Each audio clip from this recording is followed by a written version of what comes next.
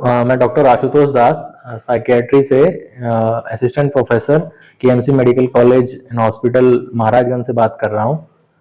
आज हम एक बहुत ही इम्पोर्टेंट और बहुत ही जो कॉमन चीज़ हम देखते हैं हमारे मनोरोग विभाग में, उसके बारे में आज चर्चा करने वाले हैं। साइकियाट्री डिसऑर्डर्स या मनोरोग के डिसऑर्डर्स के नाम से इसको डिसोसिएटिव डिसऑर्डर या कन्वर्जन डिसऑर्डर के नाम से जाना जाता है। ये डिसऑर्डर या ये रोग होने से क्या क्या लक्षण हो सकते हैं, क्या क्या प्रमुख लक्षण होते हैं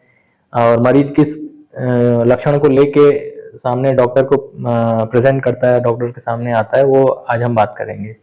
सो डिसोसिएटिव डिसऑर्डर या कन्वर्जन डिसऑर्डर, इसका नाम में डिसोसिएशन और कन्वर्जन, ये दो जो टर्म है इसको हम आज समझते हैं। हर एक इंसान, जैसे कोई उसको तनाव होता है, स्ट्रेस होता है, जैसे हम भाषा में आजकल किसी के जुबान से भी सुनते हैं कि स्ट्रेस हो रहा है, तो स्ट्रेस या तनाव एक अंदर एक फिजियोलॉजिकल चेंज होता है जो स्ट्रेसर्स पैदा करती हैं। स्ट्रेसर्स जैसे पॉजिटिव स्ट्रेसर्स भी हो सकती हैं, नेगेटिव स्ट्रेसर्स भी हो सकती हैं, जो समाज में आम तरह में पाई जाती हैं दैनिक जीवन में। पॉजिटिव स्ट्रेसर्स हो गए जैसे कि किसी एग्जाम में किसी बच्चे ने बहुत अच्छा कर लिया, टॉप कर लिया, या किसी व्यक्ति को बहुत एक लॉटरी लग गई, या किसी का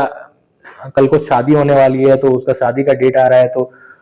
तो ऐसे जो पॉजिटिव चीजें होती हैं, तो ऐसे चीजें ये पॉजिटिव स्ट्रेसर्स होती हैं। तो ये जो अंदर जो फिजियोलॉजिकल या अपने अंदर जो चेंज लाती हैं बॉडी में, ये पॉजिटिव चेंजेस, कुछ पॉजिटिव डोपामिन रिएक्शन होगा, अच्छा लगेगा, उसमें भी बॉडी अपना अलर्ट, हाइपर अलर्ट रहेगा, बहुत ज्यादा चौकन्ना रहेगा, और हो सकता है उसमें आपको नींद कम आ जाए या आपको बहुत एनर्जेटिक फील हो, बहुत ही मतलब थोड़े से ही आप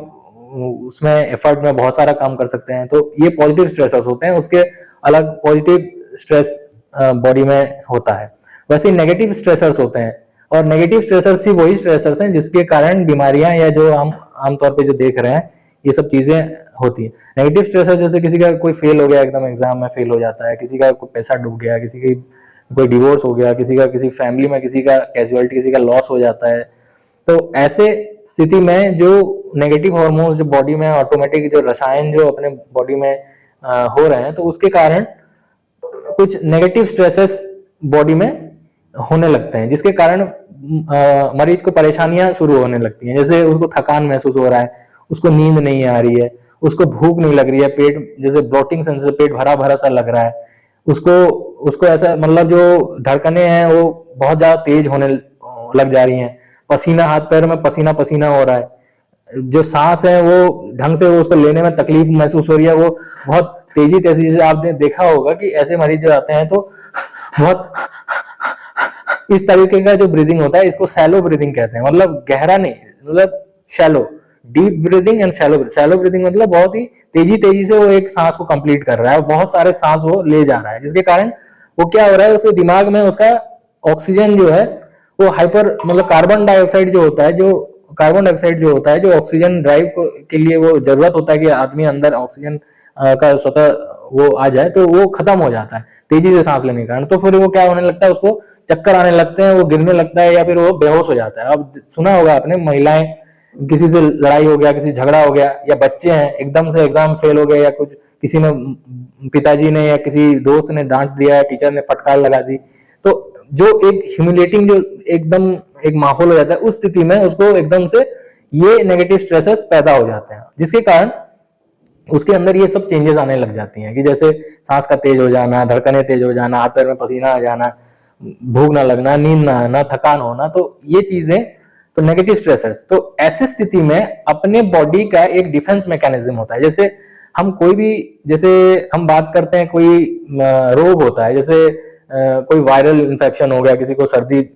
जुकाम हो गई, या पेट में किसी ने कुछ खा लिया, तो हमारी बॉडी हर चीज से फाइट करती है, डिफेंस मतलब उसको डिफेंड करती है कोई भी चीज अंदरूनी। वैसे ही मानसिक रोगों में भी हमारे अंदर जो आम दैनिक जीवन में जो तनाव होते हैं, ये वैसे ही वायरस और बैक्टीरिया हैं जिसको शरीर डिफेंड करता रहता है हमारे अज्ञात में, मतलब जिसको हम कहेंगे सबकॉन्शियसली ये करता रहता है, हमें पता नहीं रहता है, ये पर होता रहता है, क्योंकि हम ऐसे ही इन तनावों को झेलते हैं, रोज आम दैनिक जीवन में हम झेलते रहते हैं, हमें पता नहीं चलता है। तो ये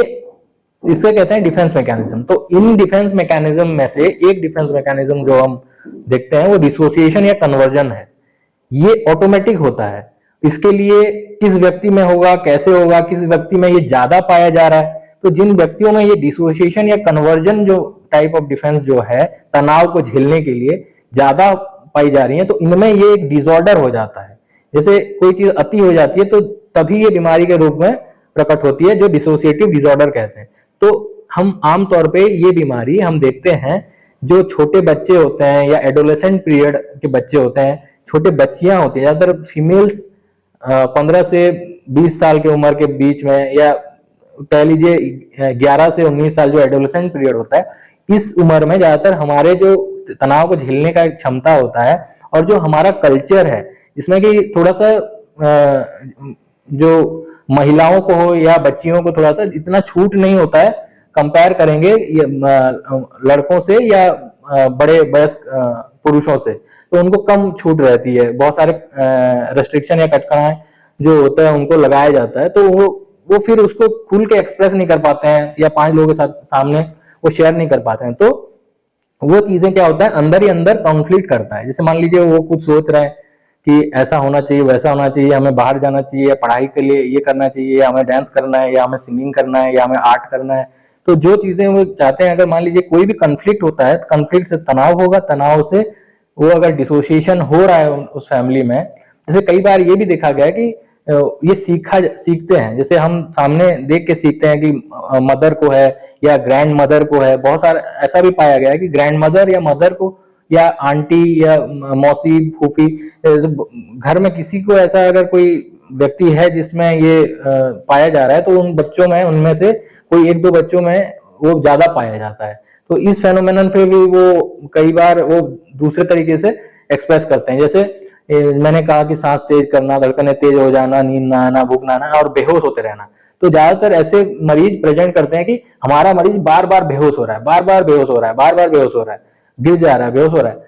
पर ये जो मिर्गी की बीमारी है और इस चीज में थोड़ा सा अंतर रहता है। इसमें देखेंगे कि जो मरीज है वो बहुत समय तक बेहोश रहेगा, और ऐसे नहीं रहेगा कि वो धड़ाम से गिर जा रहा है कि मिर्गी का अटैक जैसे हो रहा है कि 1-2 सेकंड या 1-2 मिनट के अंदर खत्म हो जा रहा है। इसमें आप आधे आधे घंटे, 1-1 घंटे तो बेहोश हो रहा है। उसको बुलाते हैं तो वो थोड़ा सा रिस्पॉन्ड भी करता है, आपको सुनता भी है, आंख ऐसे जैसे आंख का वो ब्लिंकिंग भी करता रहता है, सांस भी थोड़ा चलता रहेगा, हाथ पैर ढीले भी रहेंगे। वो उसको ज्यादातर वैसे चोट नहीं लगेंगे जैसे कि कोई मिर्गी के बीमारी का मरीज होगा उसको जैसे चोट लगेगा। तो इसमें ये अंतरें होती हैं। और इसमें कई बार और जो हमारे जो शारीरिक प्रक्रियाएं हैं, जैसे बोलना, देखना, सुनना, या स्पर्श को अनुभूति करना, या जीभ से अपना स्वाद को चखना, ये जो इंद्रियां हैं, 5 इंद्रियां हैं, तो इन इंद्रियों में कंट्रोल खो जाता है। तो ऐसे भी कई मरीज प्रकट होते हैं, ऐसे आते हैं कि हम कहते हैं कि हम बोल नहीं पा रहे हैं, ये हमारा मरीज सुबह से बोल नहीं रहा है, या 2 दिन से बोल नहीं रहा है, या सुन नहीं रहा है, या देख नहीं पा रहा है, या कुछ इसको फील नहीं हो रहा है, बैठा है तो बैठा है, इसको कुछ नहीं है, ना कुछ कर रहा है, ना उठ रहा है, ना बैठ रहा है। तो ये ऑटोमेटिक ये जो कॉन्फ्लिक्ट आ गया, तो शरीर और मन का एक डिस्कनेक्ट हो गया, डिसोसिएशन हो गया, मतलब डिस्कनेक्ट हो गया। अब वो उस तनाव से वो मुक्त हो गया है। बॉडी मतलब उसको एक सहन नहीं कर पाने की वजह से वो बॉडी और माइंड अलग हो गए। तो उसको फिर जब दवाई दी जाएगी, या उसे हम काउंसलिंग होगी, या उसको साइकोथेरेपी होगी, या जो जिस प्रकार का उसका इलाज होगा, उससे वो धीरे धीरे उस तनाव से वो फिर बाहर होके फिर वो चीजें जैसे वो करना शुरू करेंगे। तो आम भाषा में इसको ये कहा जाता है कि भूत लग गया है,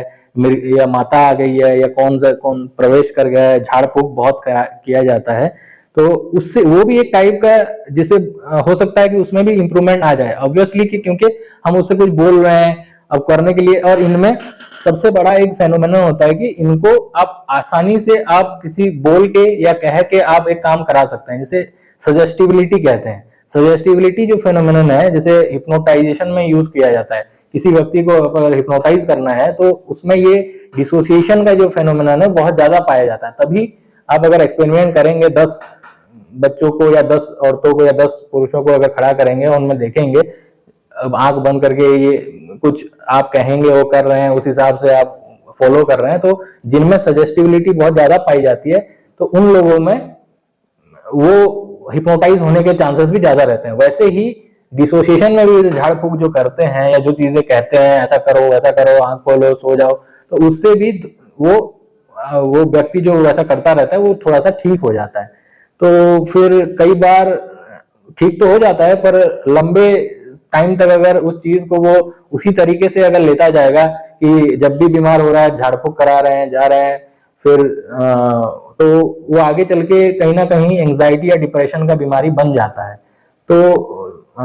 एक तो इसका नॉलेज रहना बहुत जरूरी है कि क्या हो रहा है हमको, ये क्यों हो रहा है और इसको क्या कर सकते हैं। अगर ये जागरूकता अगर समाज में आती है कि हाँ ये बीमारी है और इसको ऐसे ठीक किया जा सकता है, तो ये एक बहुत अच्छा संदेश रहेगा और पॉजिटिव मैसेज रहेगा और लोगों में एक अंदर से डर का जो माहौल है वो खत्म होगा इस बीमारी को लेके। तो इस बात को लेके हम आज हमारी ये चर्चा को खत्म करना चाहते हैं और अगली बार फिर से हम एक आपके साथ नई कोई विषय लेके सामने आएंगे।